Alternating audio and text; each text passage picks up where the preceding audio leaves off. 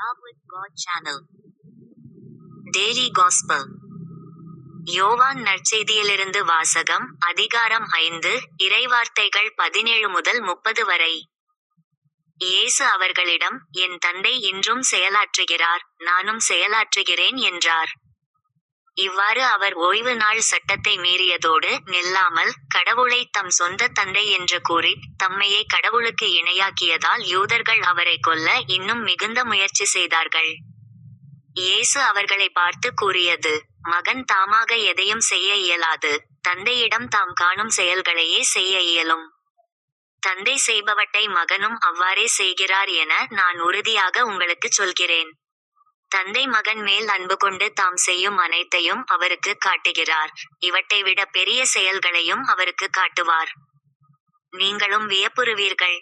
தந்தை இறந்தோரை எழுப்பி அவர்களை வாழ வைப்பது போல மகனும் தாம் விரும்பியவர்களை வாழ வைக்கிறார். தந்தை யாருக்கும் தீர்ப்பு அளிப்பதில்லை. தமக்கு எல்லாரும் மதிப்பு கொடுப்பது போல மகனுக்கும் மதிப்பு கொடுக்க வேண்டுமென தீர்ப்பு அளிக்கும் அதிகாரம் முழுவதையும் அவர் மகனுக்கு அளித்துள்ளார். மகனை மதியாதவர் அவரை அனுப்பிய தந்தையையும் மதிப்பது இல்லை. என் வார்த்தையை கேட்டு என்னை அனுப்பியவரை நம்புவோர் நிலை வாழ்வை கொண்டுள்ளனர். அவர்கள் தண்டனை தீர்ப்புக்கு உள்ளாக மாட்டார்கள், ஏற்கெனவே சாவை கடந்து வாழ்வுக்கு வந்துவிட்டார்கள் என உறுதியாக உங்களுக்குச் சொல்கிறேன். காலம் வருகிறது, ஏன் வந்தே விட்டது. அப்போது இறைமகனின் குரலை இறந்தோர் கேட்பர், அதை கேட்போர் வாழ்வர் என உறுதியாக உங்களுக்குச் சொல்கிறேன். தந்தை தாம் வாழ்வின் ஊற்றாய் இருப்பது போல மகனும் வாழ்வின் ஊற்றாய் இருக்குமாறு செய்துள்ளார்.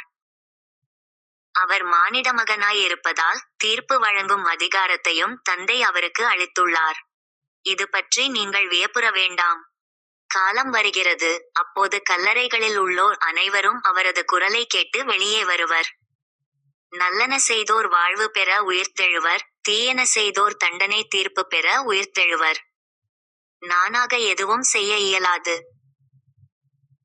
தந்தை சொற்படியே நான் தீர்ப்பிடுகிறேன். நான் அளிக்கும் தீர்ப்பு நீதியானது. ஏனெனில் என் விருப்பத்தை நாடாமல் என்னை அனுப்பியவரின் விருப்பத்தையே நாடுகிறேன். இது ஆண்டவரின் அருள்வாக்கு. இறைவா, உமக்கு நன்றி.